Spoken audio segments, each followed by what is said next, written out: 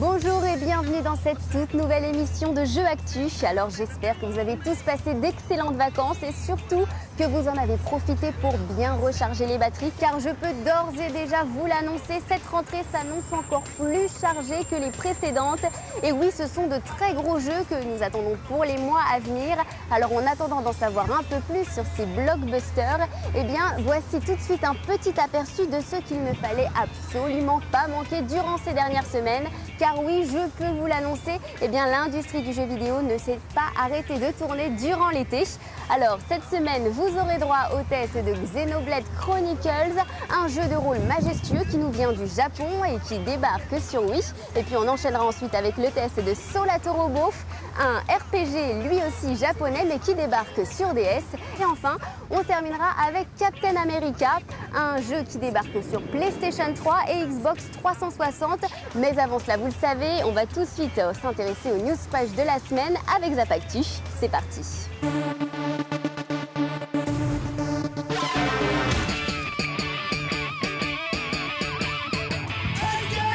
Salut et bienvenue dans Zapactu, le résumé de l'actualité de la semaine. Et voici tout de suite ce qu'il ne fallait pas manquer.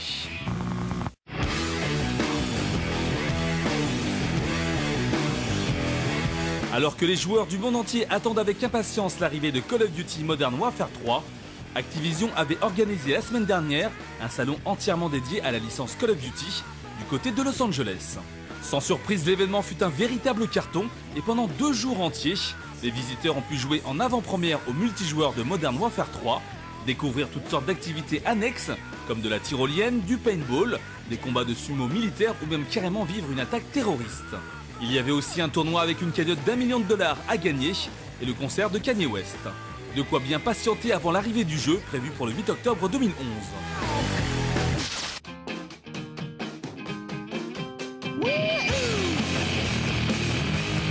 Cette fin d'année sera également rythmée par la sortie de Dragon Ball Z Ultimate Tenkaichi sur PS3 et Xbox 360, le nouveau jeu issu des aventures de Sangoku. Si l'on connaît d'ailleurs par cœur ses péripéties, sachez que les développeurs nous promettent de grandes nouveautés, comme l'intégration du mode Hero qui permet de créer son propre personnage. Et comme Dragon Ball Z Ultimate Tenkaichi sera jouable en ligne, on pourra bien exhiber sa création. Rendez-vous donc le 28 octobre prochain.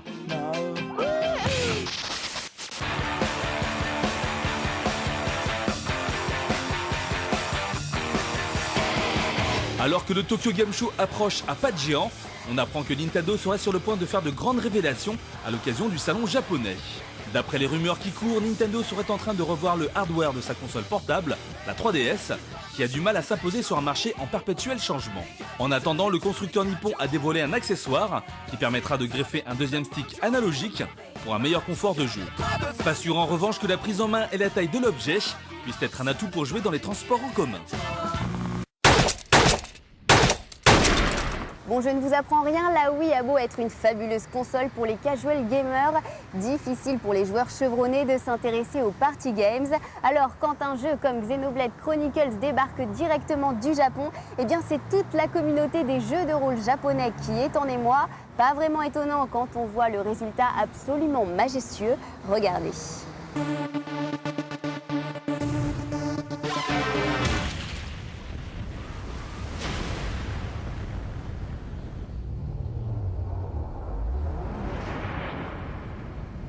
Jeu de rôle développé par Monolith Software, Xenoblade Chronicles est le dernier jeu produit sous la houlette de Tetsuya Takahashi, le créateur de Xenogears et de la série Xenosaga. Ce dernier a donc mis sa patte sur ce RPG très ouvert exclusif à la Wii, en s'inspirant de Final Fantasy XII, grâce à des environnements gigantesques à traverser, avec une équipe de 3 personnages. Xenoblade Chronicles pousse le gigantisme encore plus loin, puisque là où le jeu de Square Enix posait des murs invisibles, celui de Nintendo permet aux joueurs d'aller où il veut, que ce soit en coupant à travers de vastes plaines ou en sautant du haut de falaises escarpées.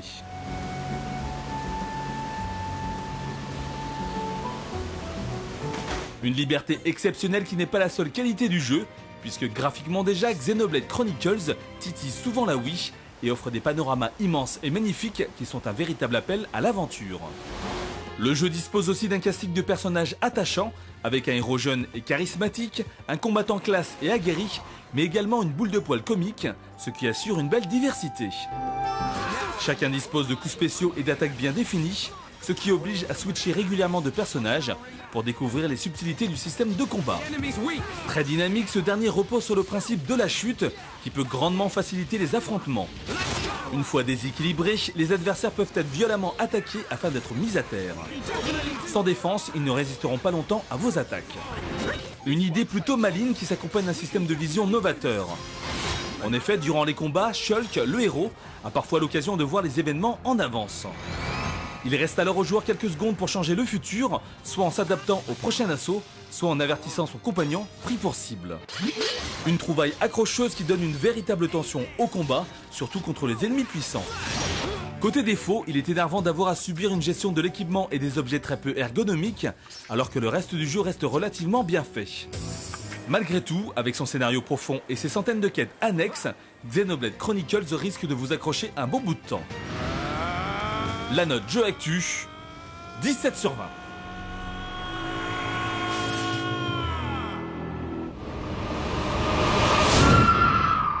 Cet été, Bandai Namco Games a eu la merveilleuse idée de nous sortir Solato Robo sur DS, un autre jeu de rôle japonais au concept tout simplement accrocheur.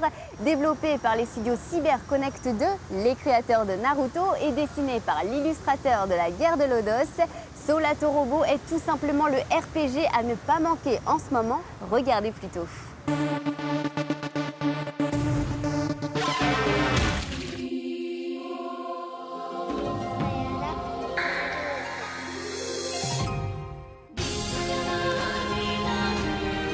Suite spirituelle de tel concerto, développé également par CyberConnect 2, Solato Robo Red the Hunter arrive sur une DS en fin de vie afin de lui redonner des couleurs. Racontant l'histoire de Red Savarin, un simple chasseur en quête de petits jobs, le jeu se déroule dans un univers situé au-delà des nuages. Composé de continents flottants, le monde de Solato Robo abrite des chiens et des chats anthropomorphiques qui vont devoir faire face à une immense menace. Un scénario plutôt bien écrit et surprenant qui est soutenu par de jolies cinématiques et une ambiance très série animée. Chaque chapitre se termine en effet par les mots à suivre et l'ensemble profite du chara-design de Nobetoru Yuki, habitué à travailler sur des séries d'animation. Avec ses héros courageux et ses nombreux rebondissements, Solato Robo est un vrai manga interactif qui ressemble également à un certain Zelda. Les diverses missions qui vous sont proposées vous demandent régulièrement d'aller fouiller des donjons remplis de pièges qu'il faudra déjouer grâce aux capacités de Dahak. Ce dernier peut en effet soulever n'importe quoi après une pression répétée sur la touche A et il vous faudra souvent utiliser sa force afin de vous débarrasser des lames coupantes ou encore de lance-flammes. Un concept qui s'applique également au combat contre les très nombreux ennemis présents dans le jeu. Ces derniers peuvent être battus qu'une fois jetés au sol ou en retournant leur arme contre eux. Chaque adversaire demande une stratégie particulière, ce qui permet de varier un gameplay plutôt bien pensé, d'autant qu'il est possible de customiser ce robot avec des pièces achetées chez le marchand du coin.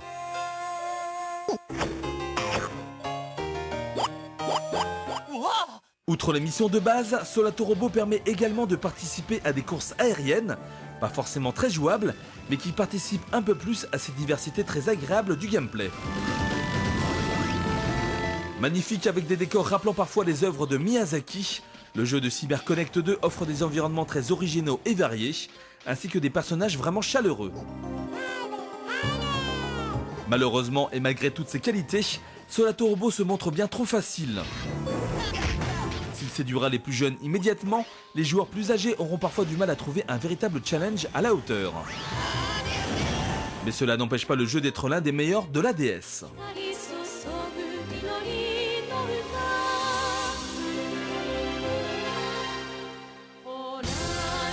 La note jeu actu, 16 sur 20.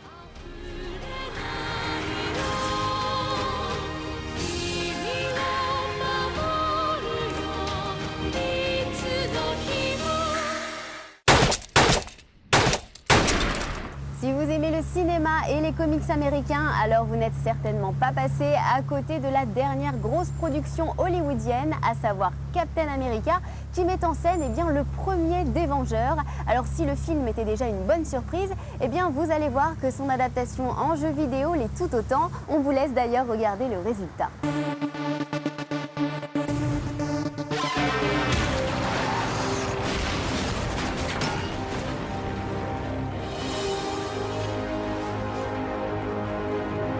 Si au cinéma l'été est une période faste en sortie, ce n'est pas vraiment le cas dans le monde du jeu vidéo. Ce n'est d'ailleurs pas un hasard si l'on retrouve beaucoup d'adaptations ciné pendant les grandes vacances, qui ne sont d'ailleurs pas souvent synonymes de qualité. C'est d'autant plus vrai quand on sait qu'il s'agit d'un jeu issu de la collaboration entre Sega et Marvel Studios. Après les exécrables Iron Man, Hulk et Thor, ce Captain America Super Soldier semblait très mal parti également de son côté. C'était sans compter sur le savoir-faire du studio canadien Next Level Games, qu'on connaît surtout pour ses productions Nintendo. La série des Mario Strikers et le dernier Punch-Out sur Wii, c'est eux. Du coup, l'espoir d'avoir un bon titre entre les mains n'est pas exclu, et le résultat se voit tout de suite à l'écran. Retirez-vous, soldats, je m'en occupe. Graphiquement, tout d'abord, Captain America Super Soldier s'en sort honorablement, avec une modélisation assez correcte de notre héros, mais aussi des différents ennemis dans le jeu. Pour ce qui est des décors, pas de mauvaise surprise, on traverse des niveaux pas franchement mémorables, mais qui correspondent à l'ambiance très Seconde Guerre mondiale du film. D'ailleurs, si la péloche de Joe Johnson nous raconte la transformation de Steve Rogers en super soldat, dans le jeu, on est directement plongé au cœur de l'action. On se retrouve ainsi catapulté au beau milieu d'un village envahi par l'armée nazie, et notre super-héros commence l'aventure par se friter comme il se doit. Et c'est là qu'intervient le gameplay du jeu, complètement calqué sur celui de Batman Arkham Asylum. On retrouve ainsi ce système de combat bien pensé, qui permet d'allier attaque et défense, le tout avec une fluidité vraiment agréable. Pour ce faire, notre héros multi-étoilé peut esquiver les coups de ses adversaires de plusieurs façons et ainsi contre-attaquer. La palette de coups est assez variée et l'introduction des attaques focus dynamise grandement l'action. Seule la lenteur de Captain America plombe un peu les combats, notre super-héros ayant du mal à encaisser les coups visiblement. Autre caractéristique pas forcément glorieuse pour le titre, la progression qui fait dans le classique, avec une succession de niveaux pas très ouverts et à l'approche répétitive. En effet, mis à part quelques bonus à ramasser, des codes à déchiffrer et quelques acrobaties à faire, le jeu a tendance à se répéter. Toutes les forces disponibles gagnent l'aile ouest. Reste alors le système d'upgrade qui permet de débloquer d'autres aptitudes dans le jeu, mais ça ne sera pas suffisant pour en faire un jeu mémorable. Cela dit, Captain America est loin des catastrophes qu'étaient ses confrères, et l'on ne peut que s'en réjouir. Very good. La note jeu actu, 13 sur 20.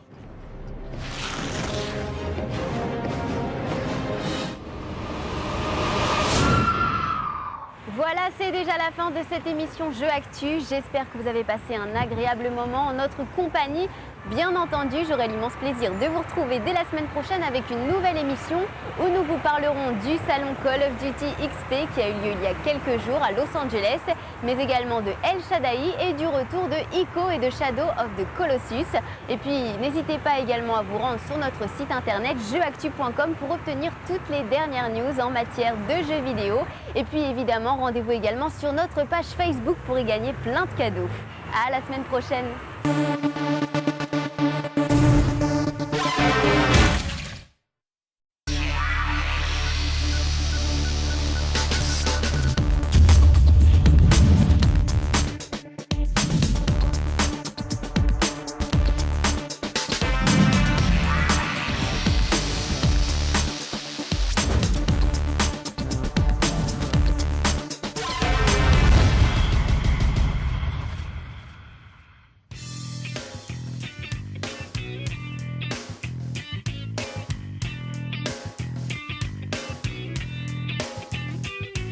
Bonjour et bienvenue dans cette toute nouvelle émission de Jeux Actu. Alors j'espère que vous avez tous passé d'excellentes vacances et surtout que vous en avez profité pour bien recharger les batteries car je peux d'ores et déjà vous l'annoncer, cette rentrée s'annonce encore plus chargée que les précédentes.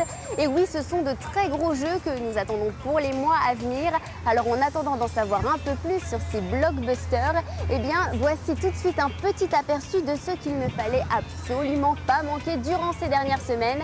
Car oui, je peux vous l'annoncer, eh bien l'industrie du jeu vidéo ne s'est pas arrêtée de tourner durant l'été. Alors cette semaine, vous aurez droit au test de Xenoblade Chronicles, un jeu de rôle majestueux qui nous vient du Japon et qui débarque sur Wii. Et puis on enchaînera ensuite avec le test de Solatorobo, un RPG lui aussi japonais mais qui débarque sur DS. Et enfin, on terminera avec Captain America, un jeu qui débarque sur PlayStation 3 et Xbox 360. Mais avant cela, vous le savez, on va tout de suite s'intéresser aux news flash de la semaine avec Zapactu. C'est parti.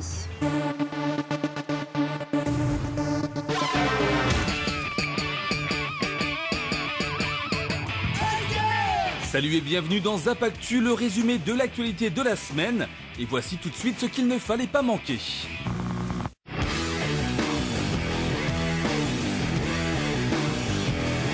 Alors que les joueurs du monde entier attendent avec impatience l'arrivée de Call of Duty Modern Warfare 3, Activision avait organisé la semaine dernière un salon entièrement dédié à la licence Call of Duty du côté de Los Angeles.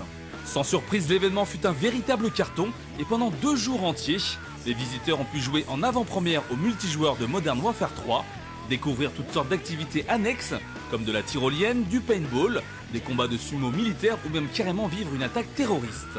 Il y avait aussi un tournoi avec une cagnotte d'$1 million à gagner et le concert de Kanye West. De quoi bien patienter avant l'arrivée du jeu prévu pour le 8 octobre 2011.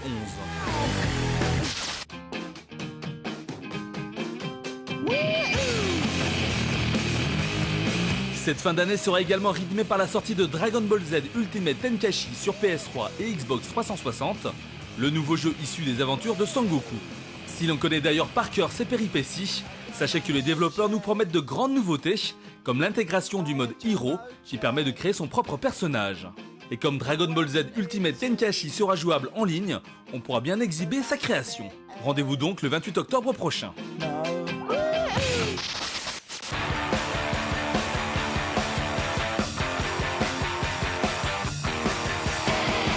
Alors que le Tokyo Game Show approche à pas de géant, on apprend que Nintendo serait sur le point de faire de grandes révélations à l'occasion du salon japonais. D'après les rumeurs qui courent, Nintendo serait en train de revoir le hardware de sa console portable, la 3DS, qui a du mal à s'imposer sur un marché en perpétuel changement. En attendant, le constructeur nippon a dévoilé un accessoire qui permettra de greffer un deuxième stick analogique pour un meilleur confort de jeu. Pas sûr en revanche que la prise en main et la taille de l'objet puissent être un atout pour jouer dans les transports en commun. Bon, je ne vous apprends rien, la Wii a beau être une fabuleuse console pour les casual gamers, difficile pour les joueurs chevronnés de s'intéresser aux party games. Alors quand un jeu comme Xenoblade Chronicles débarque directement du Japon, eh bien c'est toute la communauté des jeux de rôle japonais qui est en émoi. Pas vraiment étonnant quand on voit le résultat absolument majestueux. Regardez.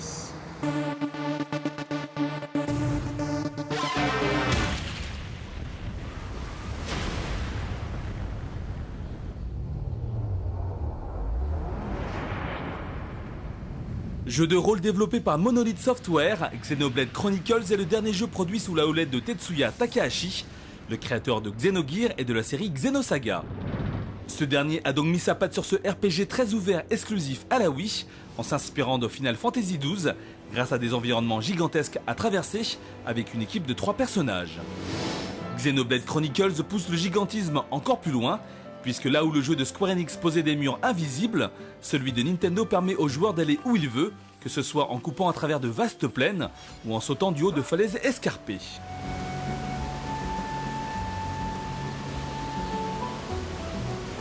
Une liberté exceptionnelle qui n'est pas la seule qualité du jeu, puisque graphiquement déjà Xenoblade Chronicles titille souvent la Wii et offre des panoramas immenses et magnifiques qui sont un véritable appel à l'aventure.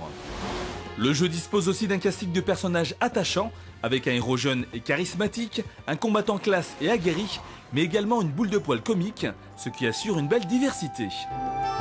Chacun dispose de coups spéciaux et d'attaques bien définies, ce qui oblige à switcher régulièrement de personnages pour découvrir les subtilités du système de combat.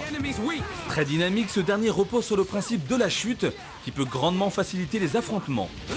Une fois déséquilibrés, les adversaires peuvent être violemment attaqués afin d'être mis à terre.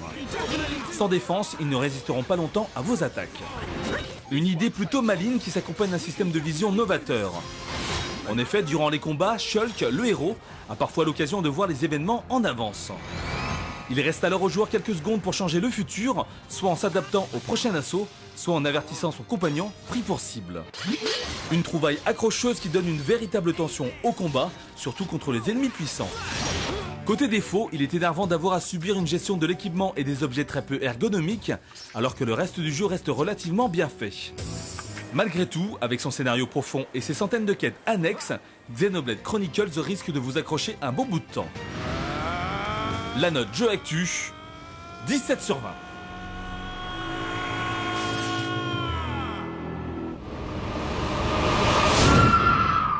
Cet été, Bandai Namco Games a eu la merveilleuse idée de nous sortir Solato Robo sur DS, un autre jeu de rôle japonais au concept tout simplement accrocheur. Développé par les studios CyberConnect 2, les créateurs de Naruto, et dessiné par l'illustrateur de la guerre de Lodos, Solato Robo est tout simplement le RPG à ne pas manquer en ce moment. Regardez plutôt.